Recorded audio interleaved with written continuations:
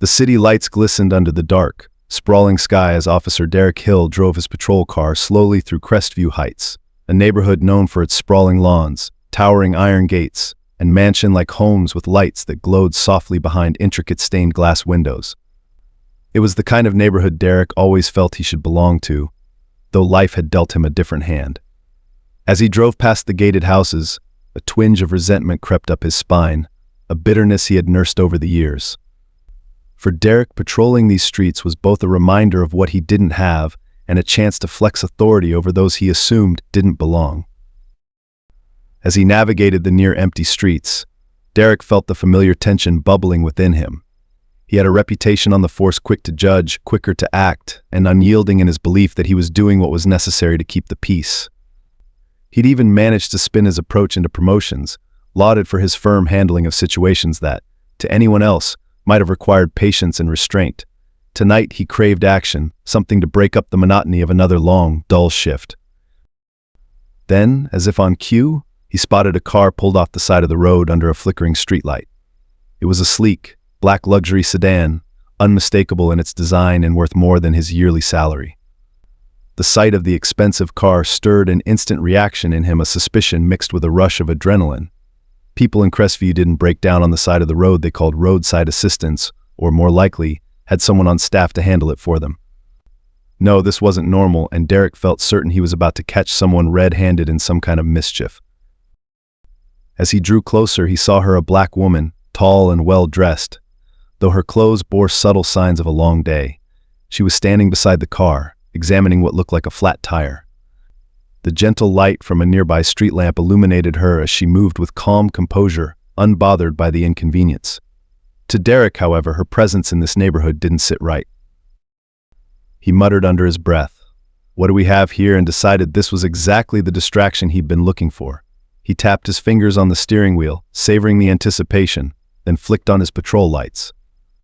The faint red and blue glow filled the empty street as he pulled up behind her car. She looked up at the flashing lights, her expression unreadable, as if she had been expecting this. Derek saw it as an act of defiance, a silent challenge, and felt his jaw tighten.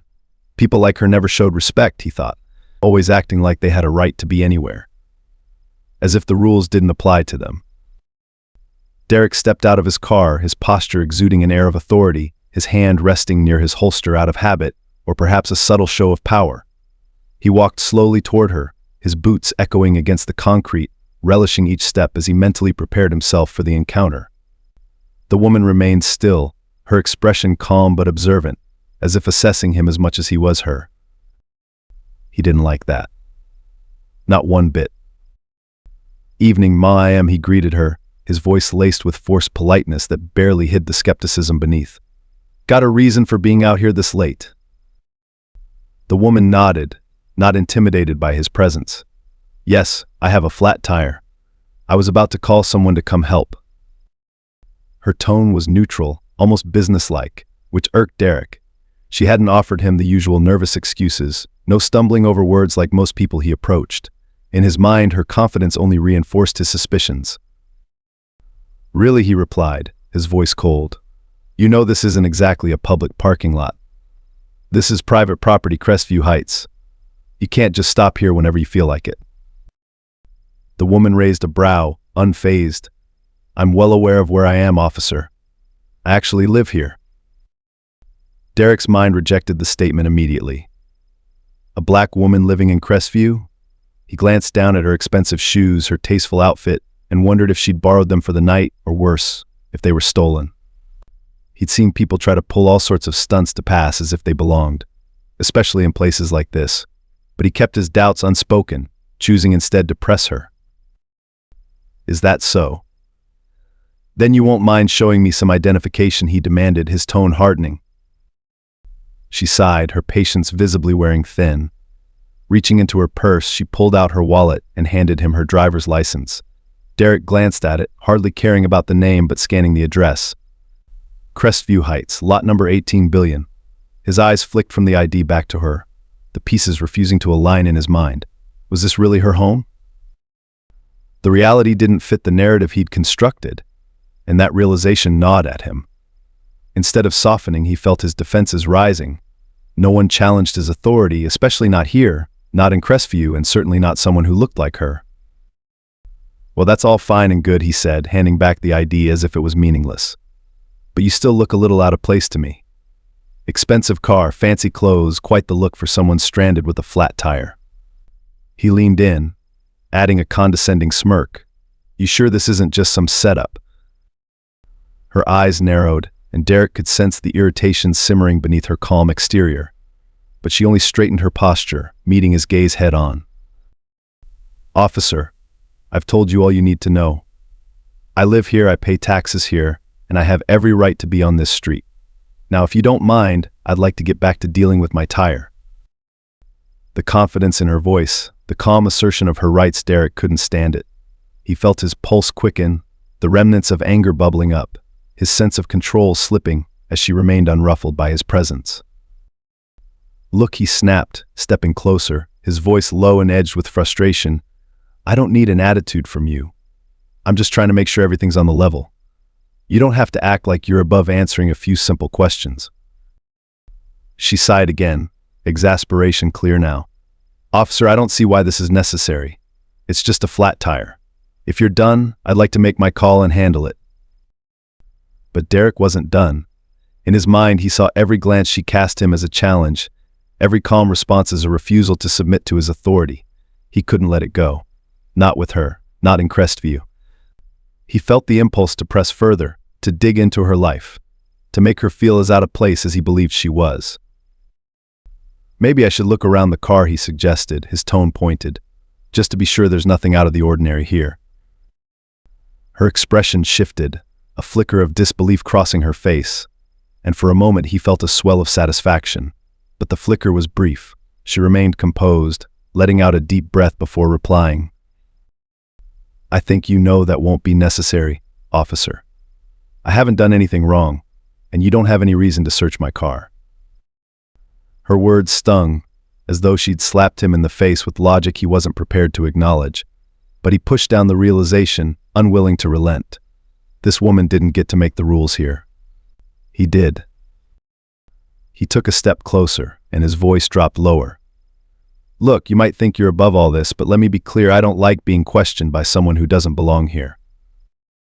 Her eyes narrowed, her composure finally cracking, if only slightly. But she held firm, meeting his glare with the steady gaze of her own. "And let me be clear," she replied, her voice measured, "I belong wherever I decide to be. And as a taxpayer and resident, I belong here. I'd advise you to consider that." For a moment they stood in silence, locked in a tense standoff under the flickering streetlight. Derk felt the muscles in his jaw tighten, and his hands curled into fists at his sides. He was losing this battle, losing the authority he'd walked up here with, and he couldn't stand it. The rational part of his mind whispered that he should walk away, let her handle the flat tire, and end the confrontation before it escalated further. But Derk had never been one to back down, not when he felt his pride at stake. Finally, with a sharp, biting tone, he replied, "Fine, have it your way. But don't think this is over." He turned, anger boiling within him as he walked back to his patrol car. For now, he would watch from a distance, simmering with resentment, convinced she hadn't seen the last of him yet. Derk settled back into his patrol car, his eyes fixed on the woman as she crouched beside the tire, pulling out her phone. He clenched his fists, feeling the burn of humiliation prickling his skin. The sting of her calm defiance lingered in his mind, echoing louder the more he thought about it. He knew he should leave, find something else to do, but the idea of walking away felt like surrender. He hadn't come all this way just to let her undermine his authority. Not here, not tonight. He watched as she made her call, her voice barely audible but calm and collected. The sight of her self-assuredness only fueled his frustration. In his mind, it wasn't just about her standing there with a flat tire. It was about the way she had looked at him, the way she'd questioned him without fear, and the way she'd treated his authority as though it were optional. He couldn't shake the feeling that she needed to be taught a lesson about respect. The woman stood up and slipped her phone into her pocket, glancing briefly in his direction as if she knew he was watching. Her expression held the faintest trace of exasperation, a look that told him she'd dismissed his presence entirely. Derk's grip tightened on the steering wheel as a thought crossed his mind he could force her to respect him. A quick inspection of her car, a check of her personal belongings, even a forced search, any of it would show her who was in control. He didn't need much of an excuse to act. A flicker of resentment turned into resolve as he stepped out of the car once again and strode back to where she was standing. "Problem, officer?" she asked, raising an eyebrow. Her tone was polite, but there was an edge beneath it, one that made Derek's blood simmer. "Actually, yes," he replied, his voice sharp. "I need to see what you have in that car." She frowned, crossing her arms. "I told you, officer, I haven't done anything wrong, and you have no grounds to search my vehicle. You're escalating this situation for no reason." "Oh, I have my reasons," he snapped, leaning closer, his voice lowering to a near growl. "People don't just break down here in Crestview without someone getting called about it. You seem awfully comfortable for someone who's supposed to be in distress." "Comfortable," she echoed, her voice calm but clipped. "I'm dealing with a flat tire on a deserted street in the middle of the night. Believe me, officer, this is not comfortable. Now, if you're done harassing me, I'd like to get back to my call for roadside assistance." Derek felt a rush of heat flood his face, her words hitting him like a slap. He took a step closer, the boundary between them now nearly non-existent. "Watch your tone," he warned, each word laced with a growing bitterness. "You may think you're something special, but here you're just another suspect." She didn't flinch, didn't back down.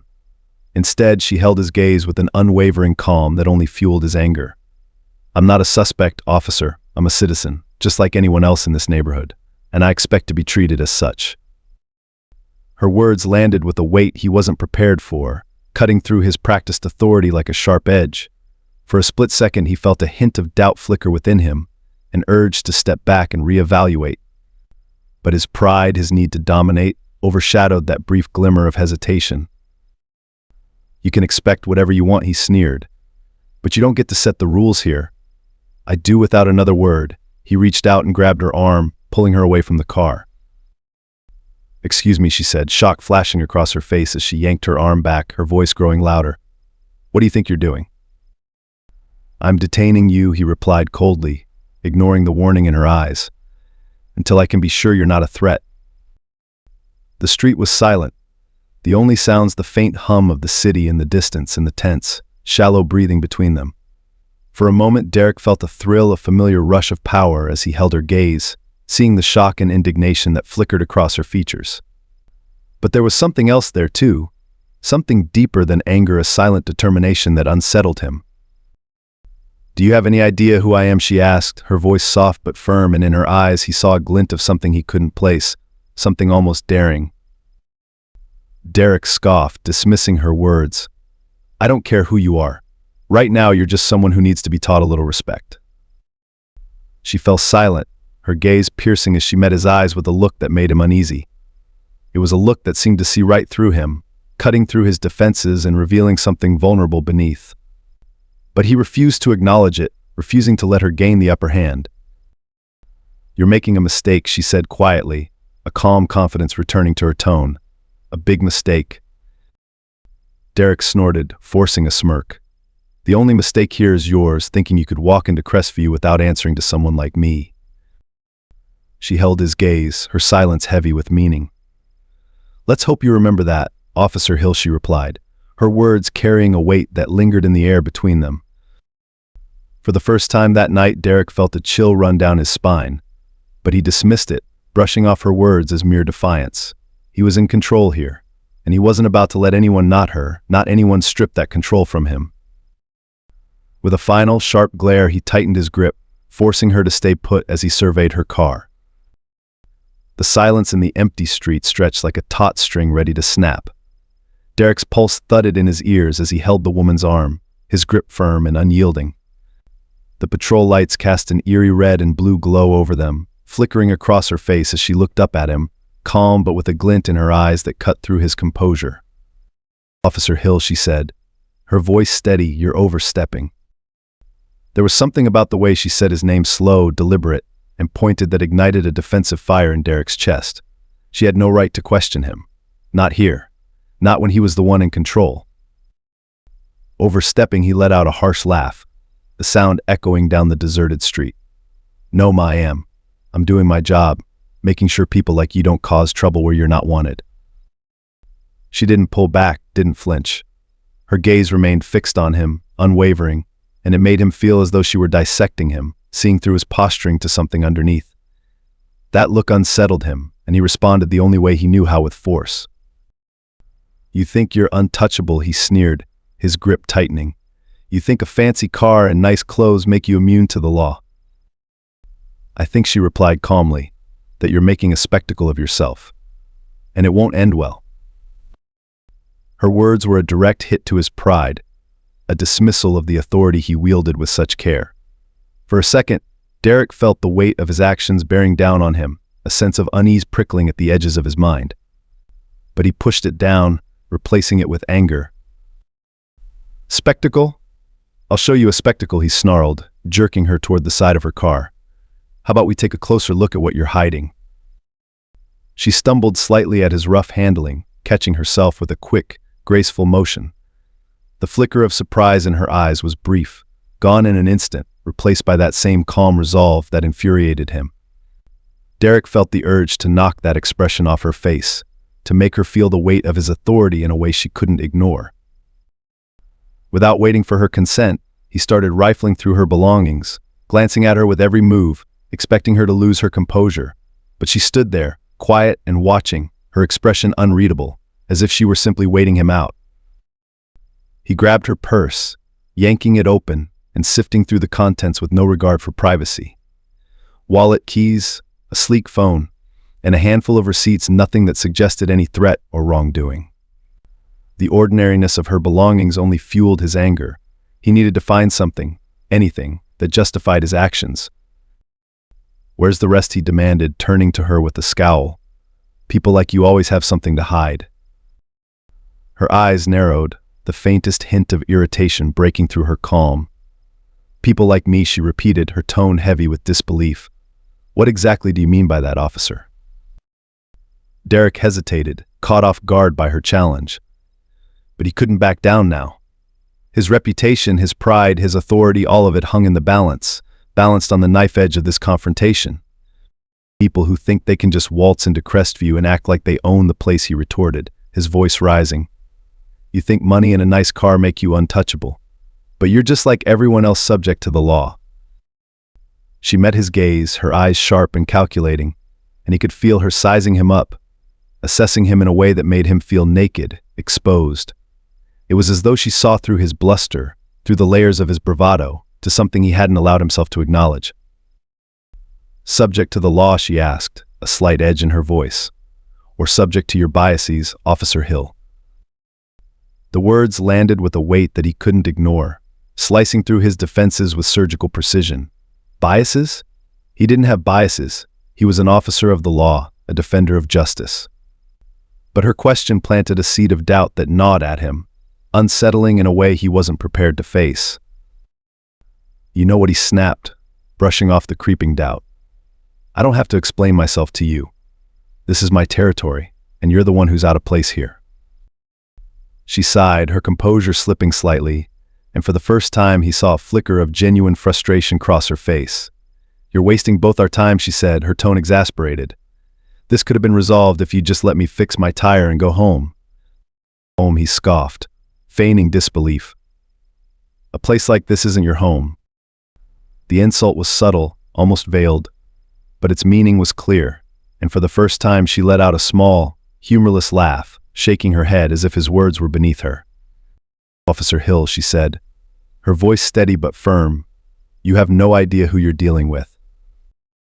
He bristled at her tone, the confidence in her voice grating against his need for dominance.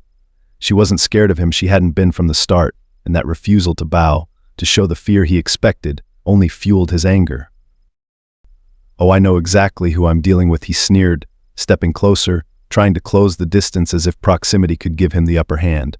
"I'm dealing with someone who thinks the rules don't apply. But guess what? Tonight, I make the rules." He reached for her shoulder, intending to push her back, but her hand shot up, stopping him mid-motion. Her fingers wrapped around his wrist, firm and unyielding, her grip surprisingly strong. "That's enough," she said, her voice low and commanding in a way he hadn't anticipated. The authority in her tone caught him off guard, and for a split second he faltered, the weight of her gaze pinning him in place. He yanked his hand back, attempting to regain control. But the brief pause had given her an edge, a moment of empowerment that he couldn't ignore. She straightened, her posture dignified, and for the first time Derk saw her as more than just an annoyance. There was something in her bearing, an unshakable confidence, that made him feel small, insignificant. "You're making a mistake," she repeated, each word measured and deliberate. "And you're going to regret it." Her tone held a promise, a weight that made his chest tighten with an unfamiliar feeling, a combination of fear and defiance he hadn't felt in years. But he forced the feeling down, replacing it with anger, his mind grasping for a way to reassert his control. "Is that a threat?" he demanded, his voice laced with mockery, though the question felt hollow, a desperate attempt to regain power. She looked at him, her gaze unwavering. "It's not a threat, officer. It's a fact." Derk's hands clenched into fists at his sides, his pride wounded, his control slipping further with each passing moment. He wanted to lash out, to make her see who was in charge, but something about her presence, the calm certainty in her voice, held him back. As they stood there, locked in a silent battle of wills, Derk became aware of a faint sound in the distance, the low hum of an approaching vehicle. The sound grew louder, and moments later, a sleek black SUV pulled up behind his patrol car, its headlights cutting through the darkened street. Derk turned, his anger flaring at the intrusion. Whoever this was, they were interrupting his moment, his chance to show her who was in charge. But as the door to the SUV opened and a figure stepped out, his irritation shifted to unease. The newcomer was a man in a crisp, dark suit, his posture exuding authority and control. He approached with measured steps, his gaze fixed on Derk with a look of calm that mirrored the woman's, a gaze that held a silent command. "Officer," the man greeted him, his voice smooth but with an undertone that made Derk's spine stiffen. "Is there a problem here?" Derk opened his mouth to respond, his mind racing to explain himself, but the man's eyes shifted to the woman, a brief, knowing look passing between them. "No problem at all," she replied smoothly, her voice carrying a subtle edge. "Just a minor inconvenience." The man nodded, turning back to Derk with a faint smile that didn't reach his eyes. "Well, officer, I'd appreciate it if you'd let us handle this. Ms. Lark has had a long day, and I'm sure she'd appreciate some peace." Derk felt his control slipping, his authority crumbling as the man's words sank in. "Ms. Lark," he echoed, the name ringing faintly familiar, though he couldn't place it. The woman Ms. Lark gave him a final look, her expression cool and unreadable. "Thank you for your assistance, Officer Hill," she said, her voice laced with the quiet authority that sent a chill down his spine. With that, she turned and followed the man to the waiting SUV, leaving Derk standing there, his pride wounded, his authority in tatters. As the SUV pulled away, disappearing into the night, Derk felt a hollow emptiness settle within him, a gnawing sense of regret he couldn't shake. He didn't know who she was, not fully, but he had a sinking feeling he was about to find out, and that whatever came next, it wouldn't be in his favor. As the taillights of the SUV faded into the night, Derk stood alone in the empty street, his heart still pounding from the confrontation. Ms. Lark's words and the chilling presence of the man in the suit replayed in his mind, unsettling him in a way he hadn't anticipated. He couldn't shake the feeling that he had lost control, that he'd overstepped in ways he couldn't undo. For the first time in years, he felt a trace of fear of the consequences that might be looming just beyond his grasp. Determined to regain his sense of authority, he stepped back into his patrol car, his fingers drumming nervously against the steering wheel. He told himself he had done nothing wrong. She was the one who challenged him, flaunting her entitlement as if she was above the law. Still, his doubts festered, gnawing at him as he tried to convince himself he'd acted appropriately. His radio crackled to life, snapping him out of his thoughts. "Officer Hill, return to the station immediately. Captain wants to see you in his office." Derk's stomach dropped. This was unusual. The captain rarely summoned officers unless it was something serious.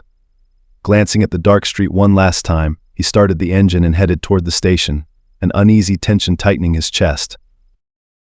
The station was quiet as Derk entered, the low hum of voices and the tapping of keyboards blending into a monotonous background. He made his way down the hallway, his steps slow and deliberate, as he tried to steel himself for whatever was waiting. The captain's door was open, and he could see the stern-faced man already seated at his desk, a frown etched deeply across his face. "Come in," Hill the captain said, gesturing to the chair opposite him. Derk sat down, keeping his expression neutral as he waited for the captain to speak. "You want to tell me what happened tonight?" the captain asked, his tone even but with an edge that made Derek's throat go dry.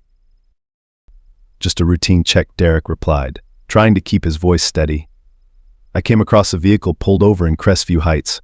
I thought it was suspicious, so I investigated. The woman was..." The captain held up a hand, silencing him. "I know who the woman was, Hill. That was Kendra Lark." Derk felt his stomach twist. The name was vaguely familiar, but he hadn't placed it in the moment. Now, hearing it in the captain's voice, he realized why it rang a bell. "Kendra Lark," the captain continued, "is one of the wealthiest individuals in the state. She's a billionaire, Hill, owns multiple properties, several of them in Crestview. You detained her, humiliated her, and if the report is accurate, physically handled her without cause. Did I miss anything?" Derek's mind raced, his heart sinking as the reality of the situation hit him. Miss Lark wasn't just anyone, she was someone powerful, someone whose influence extended far beyond his understanding. He swallowed, his throat dry as he tried to formulate a response. She was acting suspicious, he stammered, his voice weaker than he intended. "I thought." "No," the captain cut him off, his tone laced with irritation. "You didn't think. If you had, you would have recognized her. You would have approached the situation with the respect it warranted." Derk could feel the walls closing in on him. The authority he had wielded with such confidence felt fragile now, like it had slipped through his fingers in an instant. He tried to hold on to his pride, his sense of righteousness, but each word from the captain chipped away at it. "Do you realize how serious this is?" the captain continued. "There was a witness, Hill. A witness who documented everything. This could turn into a public relations nightmare, not just for you, but for the entire department. The last thing we need right now is an accusation of misconduct, especially with someone as high profile as Ms. Lark." Derek's mouth went dry. A witness? His mind flashed to the man in the suit, the silent observer who had watched with that unnerving calm. He realized now that the man hadn't just been a bystander, he was there for Ms. Lark, someone with authority and intent, who had seen everything Derek had done. "What's going to happen?" Derek asked, his voice barely above a whisper. The captain sighed, leaning back in his chair with a look of disappointment. "Right now, Ms. Lark hasn't filed an official complaint. But she doesn't have to. With her connections and influence, one word from her could ruin your career. This is bigger than you, Hill. She has the power to turn this into a legal and media nightmare if she chooses to." Derek felt a wave of cold dread wash over him. He had dealt with tense situations before, but this was different. This was beyond his control, beyond the usual barriers he'd relied on. The rules didn't apply when someone like Ms. Lark was involved. She had access to resources and allies he couldn't even begin to understand. "Do you understand the gravity of this?" the captain asked, his voice low but firm. "If she pursues this, there's nothing I can do to protect you. You're on your own." Derek's mind raced, grasping for something, anything, that would get him out of this. He wanted to protest, to argue that he'd done nothing wrong, that he'd simply been doing his job, but the words wouldn't come. Deep down, he knew the truth that he had crossed a line, blinded by his own arrogance and prejudice. The captain watched him, his gaze hard and unrelenting. "You're suspended, effective immediately. Turn in your badge and gun. We'll review the case and decide on further disciplinary action. Until then, I suggest you keep a low profile and pray Ms. Lark doesn't escalate this." Derek felt as though the floor had dropped out from under him. The badge he had worn with pride, the authority he had taken for granted, all of it was slipping away. He handed over his badge and weapon, his hands trembling slightly as he realized the weight of what he had lost. As he left the captain's office, his mind was numb, a hollow feeling settling in his chest. The streets outside seemed darker than before, the city that had once felt like his domain now foreign and unwelcoming. He had crossed paths with someone beyond his reach, and he knew, with a sinking certainty, that there was no undoing what he had done. The only thing left was to face whatever came next. The days following Derek's suspension blurred into a disorienting haze. No longer wearing his uniform or carrying his badge, he felt stripped of his identity, his place in the world now uncertain and without direction. His pride, once anchored in the authority he held, was now a hollow shell. The walls of his modest apartment, usually a quiet refuge, felt like a prison as he waited anxiously, imagining the worst with each passing hour. It wasn't long before the news broke. The headline was splashed across every media outlet and shared relentlessly on social media. Racially charged encounter between police officer and black businesswoman raises public outcry. Derek's heart sank as he watched the story unfold on the screen, his name and face plastered alongside words like prejudice, abuse of power, and misconduct. They didn't mention Kendra Lark by name, but they didn't need to. Her identity was already known by anyone with access to the internet. The video footage from the silent witness's phone, capturing every tense moment of his interaction with Ms. Lark, went viral within hours. At first, Derek was angry, furious, in fact. He seethed as he scrolled through the comments beneath each article and video, seeing himself labeled as a racist cop, a bigot, and worse. The remarks cut deeper than he'd expected, exposing his vulnerabilities in a way he hadn't anticipated. For the first time, he felt what it was like to be on the other side of public scrutiny, judged without any chance to explain or defend himself. And for all his pride, he had no rebuttal that could erase the footage of his actions, his words, his aggression toward Kendra. The days turned into a week, and the weight of his isolation bore down on him. His friends and colleagues kept their distance, either unwilling or afraid to be associated with him. The few calls he received were from family members urging him to stay out of sight, to wait for the storm to pass, though even they couldn't hide the disappointment in their voices. Derek tried to reach out to people in his circle looking for a lifeline, but every door he knocked on remained firmly shut. The silence spoke louder than any words, a stark reminder of just how easily the walls of authority he'd built around himself could crumble. He was alone, and the realization was like a punch to the gut, his carefully constructed image collapsing like a house of cards. In one particularly low moment, he found himself scrolling back through the footage on his phone. He replayed the confrontation with Kendra, watching himself move with rigid aggression, his tone biting, his words laced with anger. Each time he replayed it, the moments where he'd refused to back down, the moments where he'd dismissed her calm warnings, struck him with a new sense of horror. He could almost see himself from an outsider's perspective, cold, unyielding, and dismissive. It was a version of himself he didn't recognize, but it was there, captured for the world to see. Late one night, sitting alone in his dimly lit apartment, Derek felt the first pangs of something unfamiliar, a sense of shame. His mind replayed Kendra's words, the way she had told him he was making a mistake, her calm persistence in the face of his aggression. He remembered the look in her eyes, the quiet defiance that had unsettled him so deeply, and he began to question for the first time what had driven him to treat her that way. The justifications he'd leaned on for so long felt flimsy, like the excuses of someone too afraid to confront their own biases. The reality of his situation hit him in full force. He was no longer the man with the power to intimidate, to control. He was the one under scrutiny, judged by an unforgiving public. And he realized, with a heavy sense of finality, that there was no quick escape, no way to erase the choices he'd made. The following morning, he ventured out to pick up his mail, feeling the sting of eyes on him as he walked through the lobby of his building. People who once greeted him with polite nods and smiles now avoided his gaze, some murmuring to each other as he passed. Derek clenched his jaw, quickening his pace, but the murmurs reached him before he could escape. "That's the guy," a voice whispered. "The one from that video."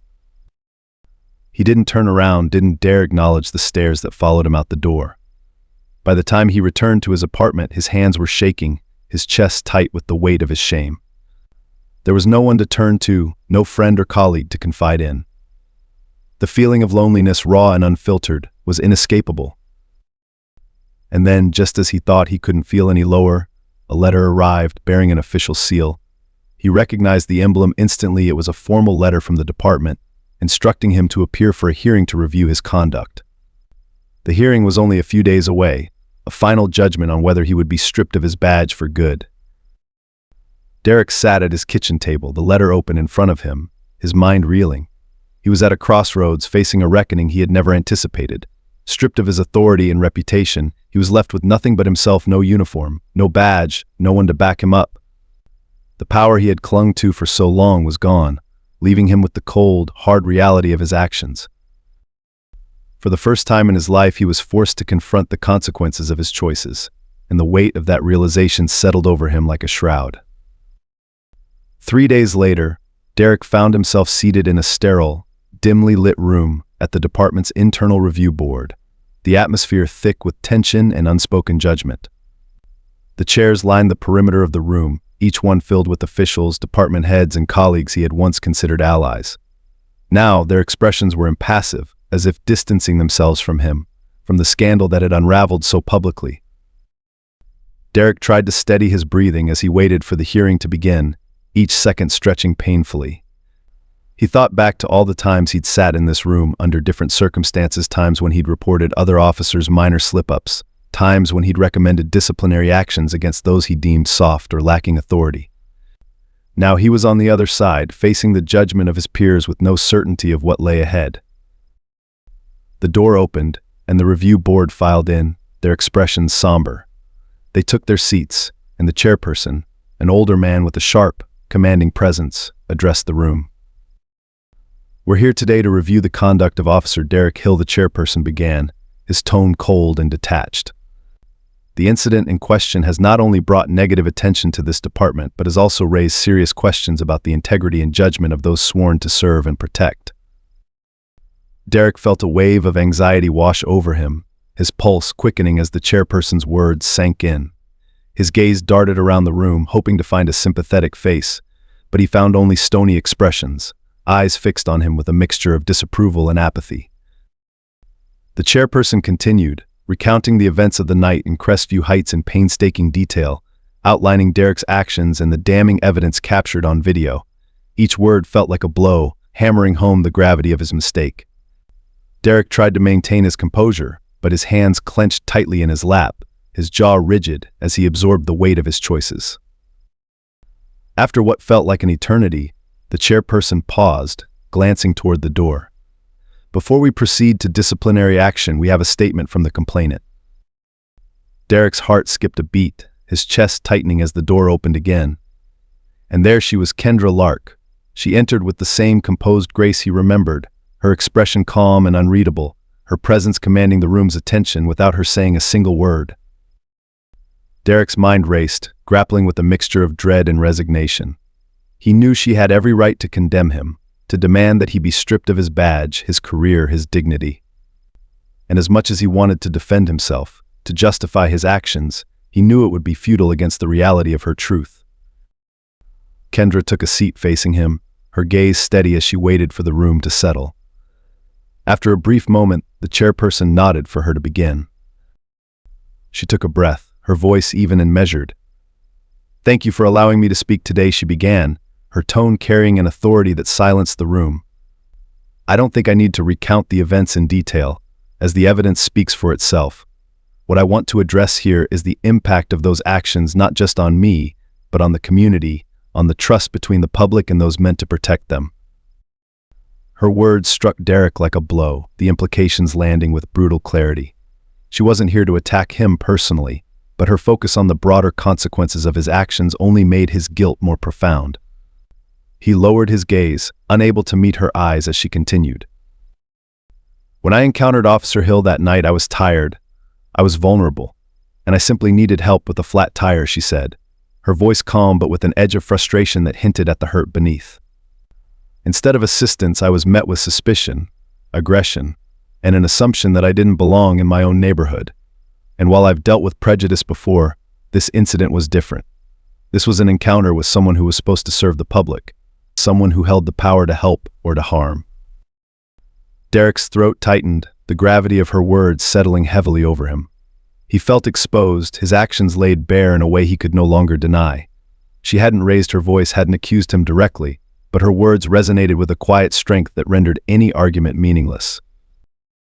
Kendra took a breath, her gaze shifting from the review board to Derk himself. He could feel the weight of her stare, a piercing look that saw through his defenses, his excuses, his carefully constructed facade. "Officer Hill. Officer Hill." She addressed him directly, her tone unwavering. "I don't know what led you to treat me the way you did that night. Perhaps it was a momentary lapse, or perhaps it was something deeper. Either way, your actions left a mark not just on me, but on the trust between the people and the police. And that trust is fragile." Derk's shoulders slumped, her words cutting deeper than he'd expected. He wanted to respond, to apologize, to explain himself, but he knew any excuse would fall flat in the face of her truth. For the first time, he felt the full weight of his actions, the undeniable reality of the harm he had caused. Kendra paused, her expression thoughtful as she considered her next words. "I came here today not to demand punishment, but to offer an opportunity for understanding, for growth, for accountability. Because without accountability, there can be no change. And without change, there can be no healing." The room fell silent, her words lingering in the air like a challenge. Derk felt a mix of shame and something else, a glimmer of relief. She hadn't come here to destroy him, but to force him to confront the reality of his actions, to face the consequences he had so long avoided. The chairperson cleared his throat, breaking the silence. "Ms. Lark, we appreciate your statement. Given your position, we will weigh your words heavily in determining the appropriate course of action." Kendra nodded, a faint smile crossing her lips, though it held no warmth. She rose from her seat, sparing Derk one last glance before she left the room, her departure as quiet as her arrival. Derk watched her go, feeling a strange emptiness settle within him, a hollow realization that he could never undo what he had done, but that he now had a choice to change. The chairperson turned to him, his expression unreadable. "Officer Hill, we've reviewed the evidence, heard Ms. Lark's statement, and considered your record. Effective immediately, you are relieved of your duties as an officer of this department." Derk felt a wave of numbness wash over him, the finality of those words hitting him with a force he hadn't anticipated. His badge, his career, his identity all stripped away in a single sentence. He nodded, unable to speak, the weight of his actions bearing down on him with suffocating intensity. As he left the room, a sense of surreal detachment settled over him, his mind reeling with the reality of what he had lost. He stepped out into the harsh sunlight, feeling the world around him shift, his sense of control slipping away as he grappled with the enormity of his mistakes. Over the following months, Derk's life took on a quiet, somber rhythm. Stripped of his title, his authority, he was forced to confront himself in ways he had never imagined. He enrolled in counseling sessions, attended community forums on policing and accountability, and volunteered at local outreach centers, seeking a path to redemption, even if he knew he might never fully achieve it. Kendra's words echoed in his mind throughout the journey, a constant reminder of the harm he had caused and the work he had to do. He knew he could never undo what had happened, but he could strive to change, to learn, to confront the prejudices he had long ignored. Months later, as he sat in a community meeting, listening to stories from people he had once dismissed, he realized that his journey was just beginning. He had lost everything he once valued, but he had gained something he had never sought, a chance to see the world through different eyes, to rebuild his understanding of justice, of respect, of humanity. Derk knew he would always carry the weight of his mistakes, but for the first time he felt the possibility of moving forward, not as a man of authority, but as a man humbled by the truth. And in that humility he found a glimmer of hope for the future, a chance to rebuild, step by step, with a new understanding of what it meant to serve. Kendra's forgiveness was something he knew he might never earn, but he hoped, in time, to become a person worthy of it, not through words, but through action, through change. And as he left the meeting that night, he felt a quiet resolve settle within him, a promise to himself to become more than he had been, to embrace the path of accountability that Kendra had set before him. In the end, Derk walked into the night with a sense of purpose, no longer a man of power, but a man seeking redemption. And for the first time, he felt he was on the right path.